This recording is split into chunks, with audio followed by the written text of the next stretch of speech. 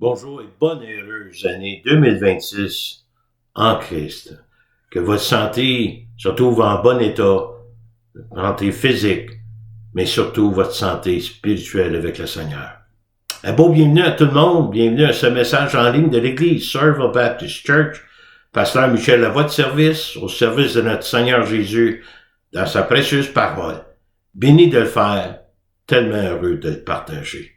Je vous souhaite le beau bienvenue. On commence cette année encore dans la parole de Dieu, notre premier message de l'année. Nous allons aller voir dans le psaume 51 ce que David a à nous dire. Un psaume qui a été écrit il y a quelques années pour notre bénéfice aussi. Et le sien, c'est sûr. Il nous partage son témoignage. Juste une citation avant d'aller dans la prière devant Dieu. Les commandements de Dieu sont là pour nous guider, mais aussi pour nous protéger. Corky Calhoun. Voulez-vous me joindre dans la prière, s'il vous plaît? Merci, Seigneur Jésus, pour cette année qui débute. On te remercie, Seigneur, pour toutes les choses que nous avons en Jésus. Merci, Seigneur, pour ta parole, la présence du Saint-Esprit en nous, une promesse que tu as faite et que tu as gardée. Seigneur, je te prie que par le Saint-Esprit, que tu nous guides, nous diriges, nous enseignes, et Seigneur, nous aide à mieux vivre pour te glorifier. Merci pour chaque personne qui est à l'écoute. Sois avec nous, Seigneur. Nous te prions. Au nom précieux de Jésus. Amen. Donc, aujourd'hui, nous sommes dans le psaume 51, la repentance, la soumission totale à Dieu. En ce début d'année, réjouissons-nous et soyons reconnaissants pour tout ce que nous avons en Jésus. Louons le Seigneur pour sa bonté envers nous, année après année. Et lors que nous arrivons dans sa parole, nous avons hâte de le découvrir davantage. Dans ma lecture quotidienne de la parole, je me suis plongé dans le livre des psaumes encore une fois, où ce qu'on découvre dans l'Ancien Testament, un roi et un serviteur choisi de Dieu, malgré ses manquements. Dans le livre des Actes, ce roi David et le sujet, donc l'apôtre Paul, évoque également les sentiments de Dieu envers lui, citant ici le psaume 13, 4. Le roi Saül, qui a connu sa fin de son règne, et Dieu qui a choisi un successeur pour prendre sa place, donc David. Acte 13, 22. Puis, l'ayant rejeté, le roi Saül, Dieu leur suscita pour roi David, auquel il a rendu ce témoignage. Dieu dit, j'ai trouvé David, fils d'Isée, homme selon mon cœur, qui accomplira toutes mes volontés. C'est de la postérité de David que Dieu, selon sa promesse, a suscité à Israël un sauveur qui est Jésus.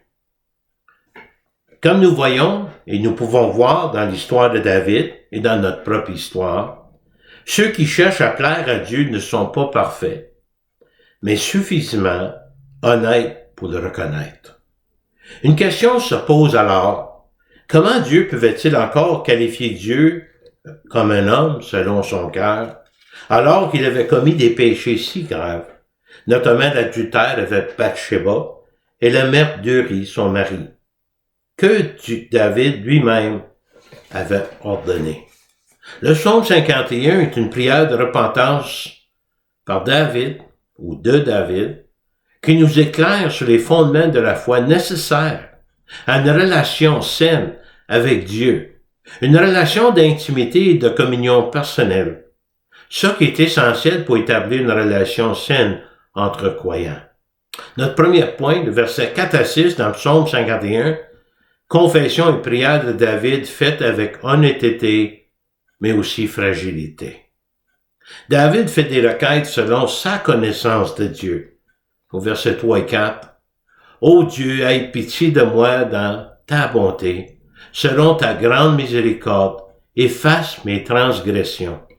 Lave-moi complètement de mon iniquité et purifie-moi de mon péché. » D'abord, David ici,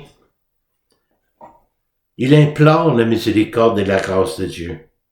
Des choses qu'il avait déjà vécues, il avait déjà connues, Et il savait qu'elle serait encore offerte s'il désirait sincèrement se réconcilier avec Dieu par la repentance. Non seulement que David avait péché en ce qui concerne l'adultère et le meurtre, mais il a aussi péché en dissimulant son péché et en s'ostinant de son refus de se repentir.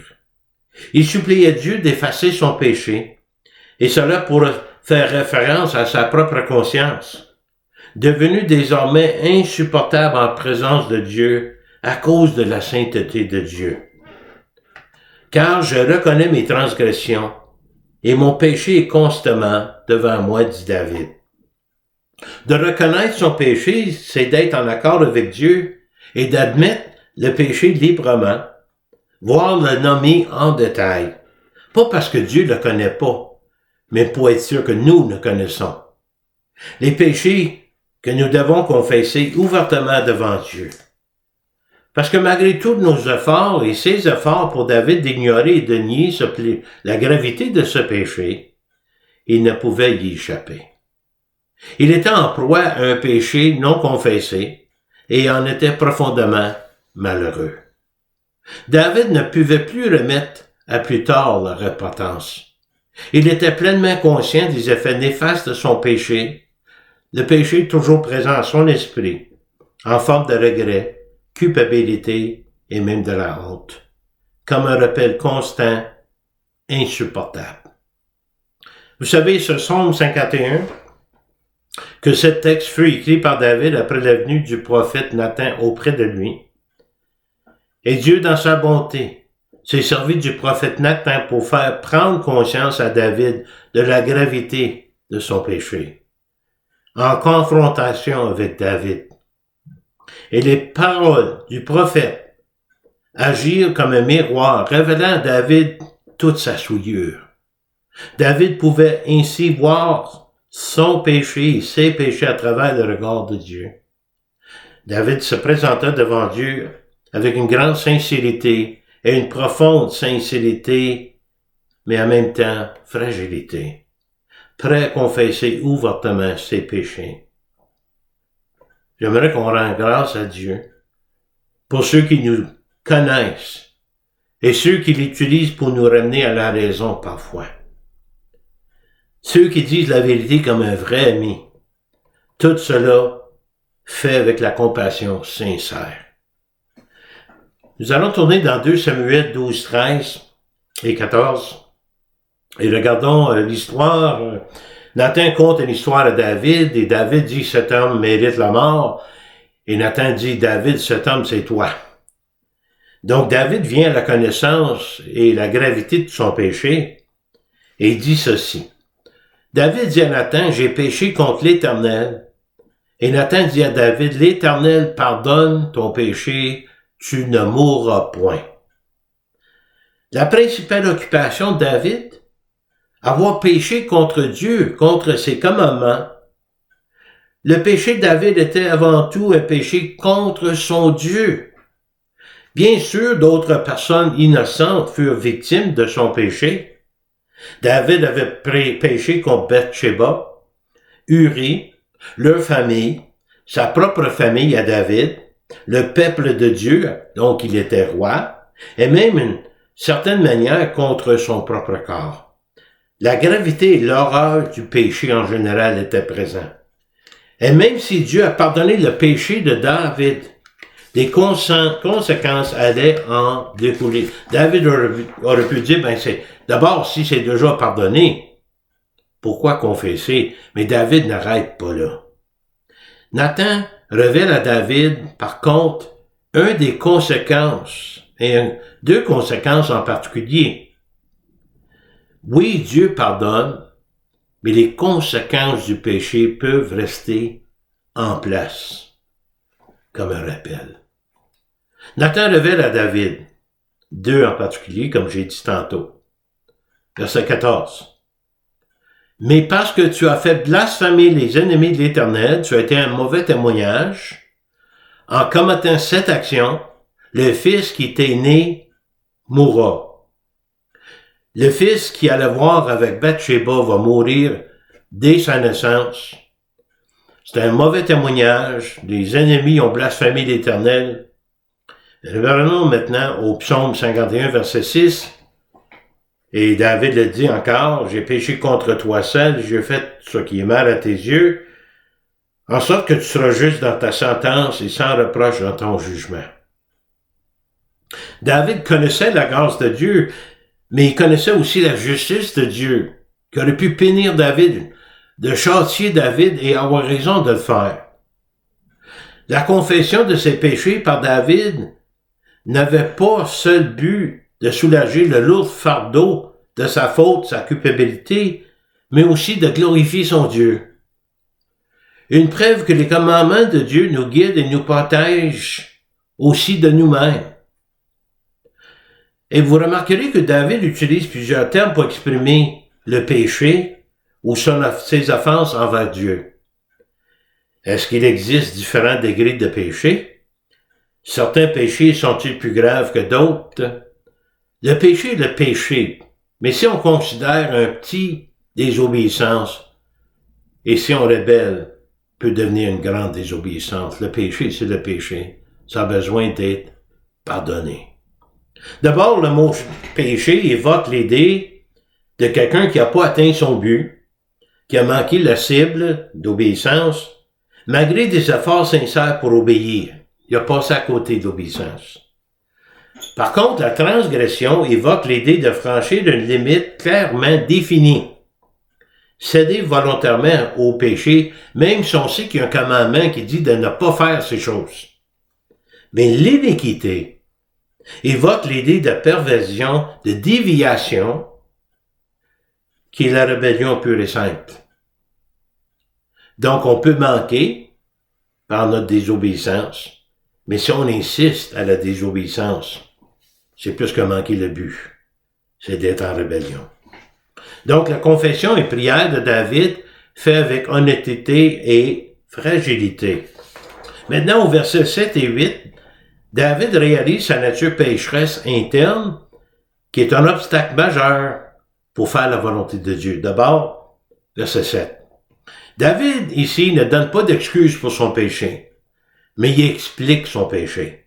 « Voici, je suis né dans l'iniquité, et ma mère m'a conçu dans le péché. » David n'est pas en train de dire qu'il a été conçu par sa mère, qui, elle, était dans le péché, mais lui, il a été conçu et il y avait déjà le péché en lui. David voulait ici montrer la profondeur de son péché, la source indéniable de ses mauvaises décisions et actions. C'était la nature pécheresse et tenace, une nature avec laquelle il était né. Le péché venait de son intérieur, de son cœur et non de Dieu. La même chose pour nous. Notre péché, on ne peut pas blâmer ça sur Dieu. C'est de recevoir une nature pécheresse en tant que fils d'Adam et fille d'Ève, C'est l'idée que chacun de nous sommes nés avec la chute originale de péché en nous. Verset 8. Mais Seigneur, qu'est-ce que toi tu veux? C'est que ta vérité soit au fond du cœur. Fais donc pénétrer la sagesse au-dedans de moi. Le désir de Dieu, malgré la nature pécheresse de David, malgré notre propre nature pécheresse, Dieu désire une transformation profonde, jusqu'au plus profond de notre être, de l'être à David, jusqu'au cœur et l'esprit même de David. David ne réclamait pas une réforme superficielle, mais quelque chose de bien plus profond. Il n'est pas juste en dire « pardonne-moi » puis continuer, puis peut-être retomber dans mes péchés, même pénaux, mais il demande plus que ça. Voilà la repentance, c'est la soumission totale à la volonté de Dieu. Vous savez, l'apôtre Paul aussi écrit concernant sa nature pécheresse interne. Tournons dans Romains 7, 18, 19 et 20. Paul dit, « Ce qui est bon, je le sais, n'habite pas en moi.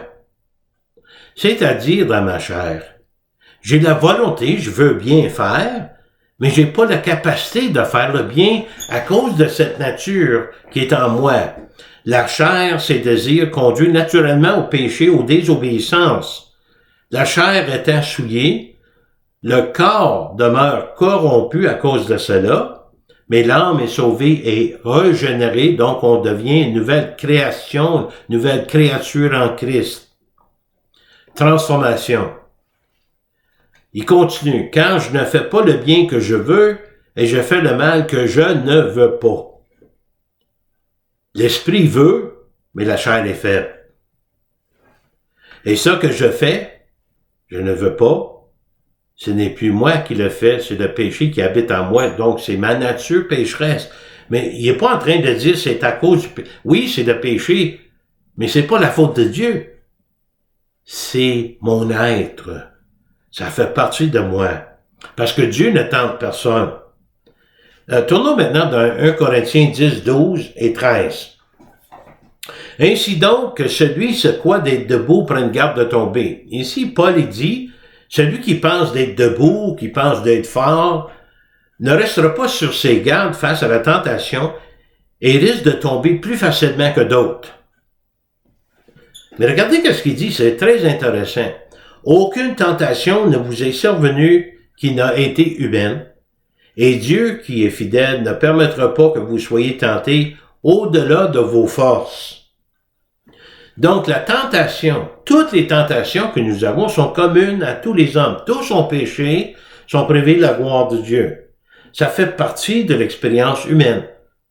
Il ne s'agit pas de tentation que nous vivons seuls. Parfois, on pense qu'on est le seul à vivre une certaine tentation. Tous ont passé par là. Il y a d'autres hommes et femmes de Dieu qui ont été confrontés aux tentations semblables, identiques, et ils ont puisé en Dieu la force de les surmonter. Dieu a promis de veiller sur toutes les tentations qui nous assaillent, qu'elles viennent du monde, de la chair, du diable ou de nous-mêmes, notre propre cœur. Avec la tentation, il préparera, Dieu, aussi le moyen d'en sortir afin que vous puissiez la supporter. Dieu a promis de nous offrir une issue, une porte de sortie dans les moments de tentation. Il ne nous forcera jamais à emprunter cette voie, mais il nous la rendra accessible. C'est nous qui devrons choisir de prendre la porte de sortie. Par contre, parfois, on choisit la voie de construire, de s'enfoncer dans ce qui est mal. Donc, David réalise sa nature pécheresse interne, est un obstacle majeur pour faire la volonté de Dieu.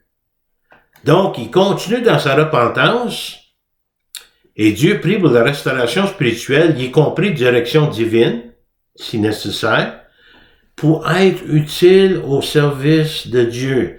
David continue à explorer la bonté de Dieu pour son rétablissement spirituel, la restauration, ce qui le rendra plus utile et efficace pour accomplir tout ce que l'Éternel lui a confié. N'oubliez pas que David a été appelé pour être le roi du peuple d'Israël, toute une tâche. Verset 9 et 10.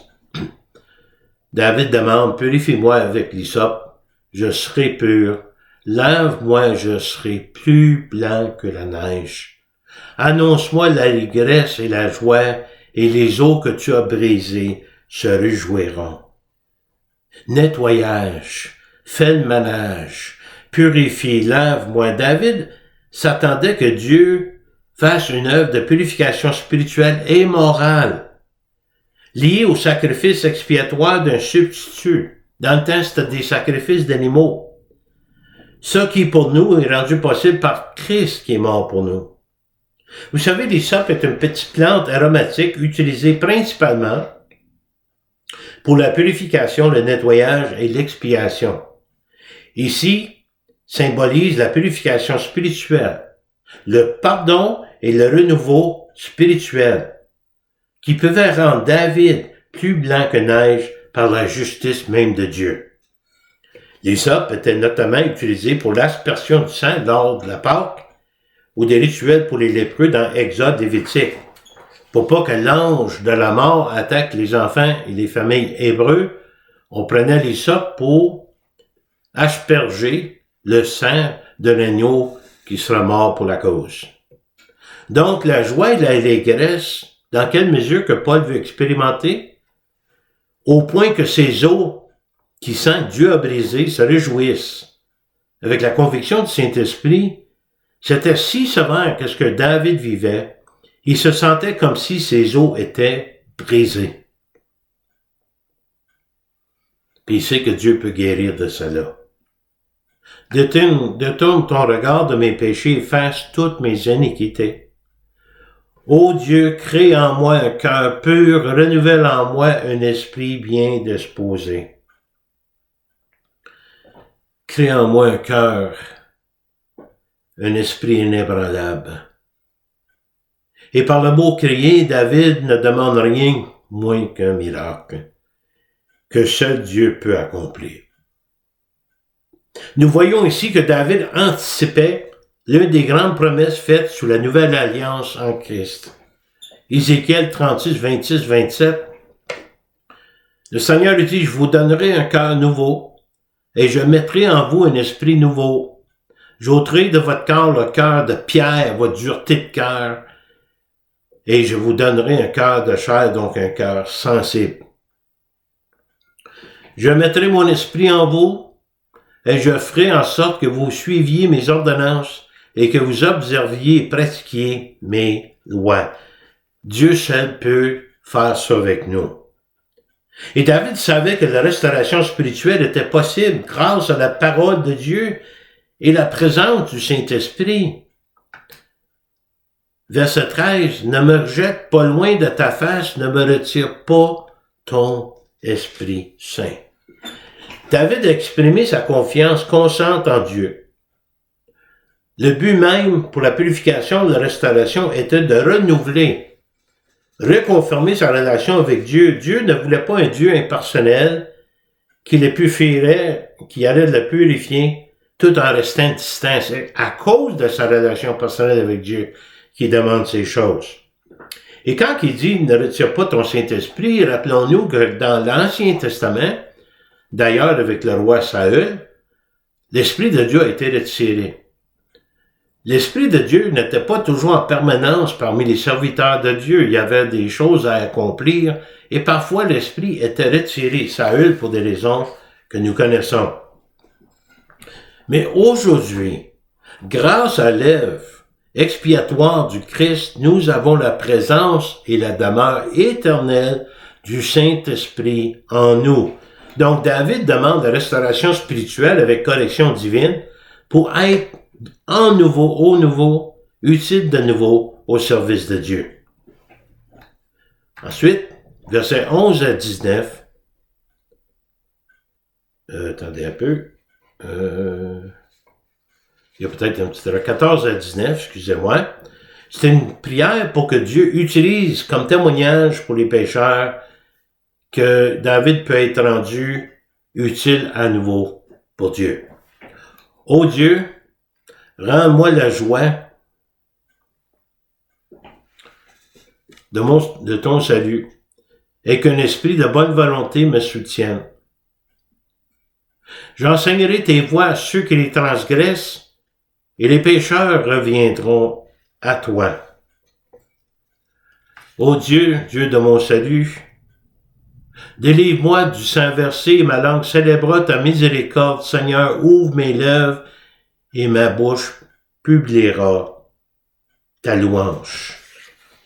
Un psalmiste ici, dans le cas de David, qui prie « Ramène-moi », prie également pour pouvoir contribuer à ramener les pécheurs aux voies du Seigneur. Donne-moi un exemple, Seigneur, si c'est nécessaire. Et on termine cette partie-là avec 18-19. Si tu eusses voulu des sacrifices, je t'en aurais à faire, mais tu ne prends point plaisir au holocauste. Même s'il y avait des sacrifices d'animaux, ça n'était que temporaire. C'était un ombrage de sacrifice de Christ une fois pour toutes. Puis David, il dit qu'il pouvait donner des sacrifices, demander pardon à Dieu, mais c'était plus que ça qu'il voulait goûter. Puis il dit comment? Les sacrifices qui sont agréables à Dieu, c'est un esprit brisé, ô Dieu. Tu ne dédaignes pas un cœur brisé et contraint. D'abord, qu'est-ce qu'il est en train de dire? T'auras beau d'offrir des sacrifices et tout ça au Seigneur, mais si ton cœur n'est pas dedans, ce n'est que l'hypocrisie. Un cœur contrit, c'est un cœur qui a un réflexe de se repentir. David comprenait que même les sacrifices d'animaux avaient leur place, mais ce que Dieu désirait vraiment se trouvait dans le cœur de l'homme. C'est le cœur de l'homme qui veut, le cœur de chair qui veut lui donner. On décrit cela comme un esprit brisé, un cœur contrit, lorsqu'on atteint ses limites. Toute notion de sa propre importance disparaît. Nous avons et nous trouvons un réflexe de repenti. On est alors enfin capable d'admettre qu'on ne peut rien faire sans Dieu. Rien. David prie pour que sa joie devienne louange comme témoignage pour les autres. Ensuite, David prie pour la restauration nationale pour le bénéfice du peuple de Dieu. D'abord, comme ceci. Repens par ta grâce tes bienfaits sur Sion, Jérusalem. Bâtis les murs de Jérusalem.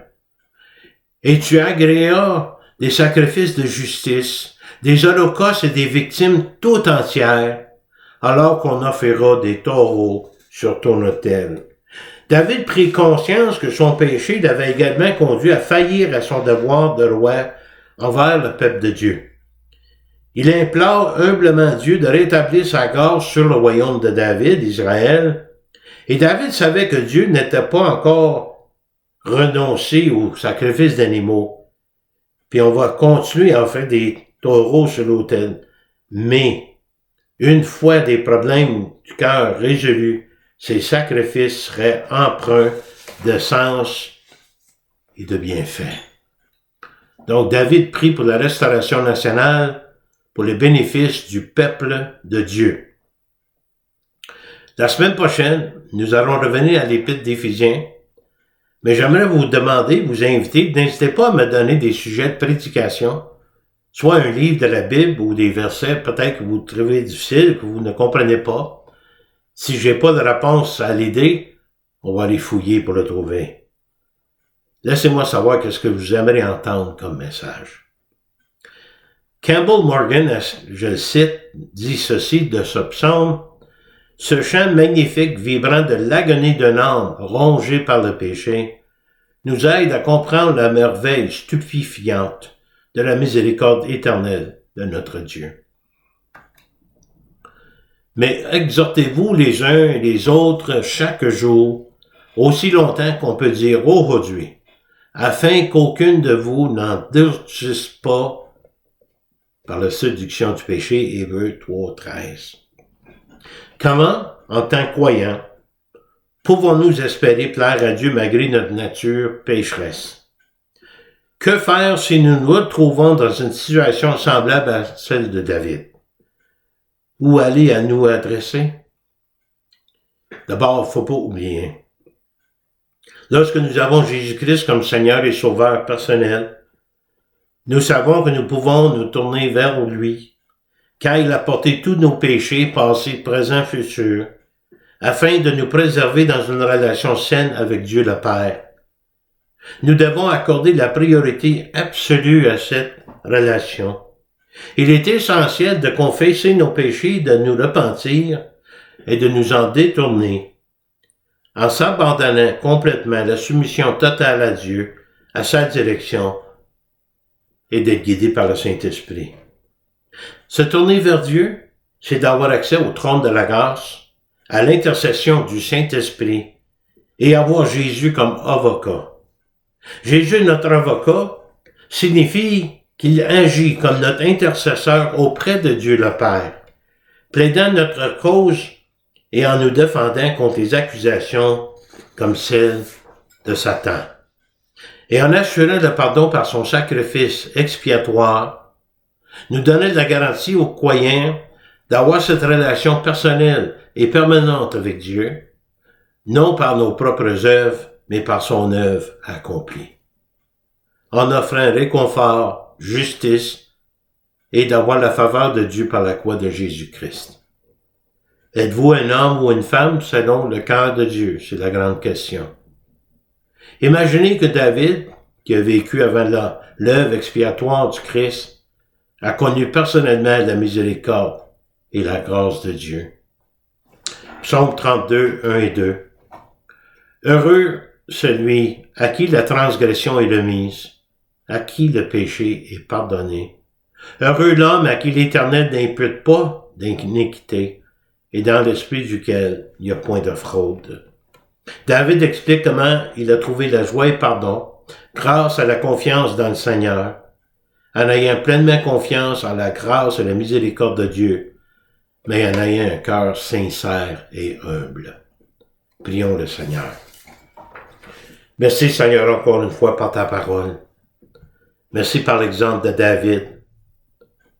Merci pour la repentance, ou ce que nous pouvons avoir une restauration spirituelle, de garder intacte notre relation avec Dieu et de ne pas laisser le péché venir entre nous et lui. Non parce que ça n'a pas été pardonné par Christ, mais parce que ça fait de l'interférence. Quand nous disons nous voulons l'obéir et nous désobéissons en même temps, ça ne fonctionne pas ensemble. Seigneur, je prie pour ceux qui te connaissent pas personnellement comme Sauveur et Seigneur de leur vie, que par la conviction du Saint-Esprit que tu puisses, Seigneur, toucher leur cœur et les amener à toi. En attendant, merci de ta parole, Seigneur, on prie pour le 2026, que ce soit une année où on va découvrir davantage notre Dieu à travers de notre Sauveur, Jésus-Christ. Sa parole et le Saint-Esprit. Bénis chacun, c'est notre prière. Au nom de Jésus. Amen. Vous pouvez me contacter ici à l'église Somerville Baptist Church, 819-889-2819. Mon courriel, mihoule@netrevolution.com. Je vous invite encore, puis si vous avez des sujets de prédication que vous aimeriez entendre, contactez-moi, appelez-moi pour des requêtes de prière. Si vous êtes en désaccord, si vous êtes en accord avec ce que je vous ai montré dans la parole de Dieu, laissez-moi le savoir. Prenons du temps ensemble. En attendant, que le Seigneur vous bénisse, qu'il vous garde. À la prochaine fois, accrochez-vous davantage à Jésus.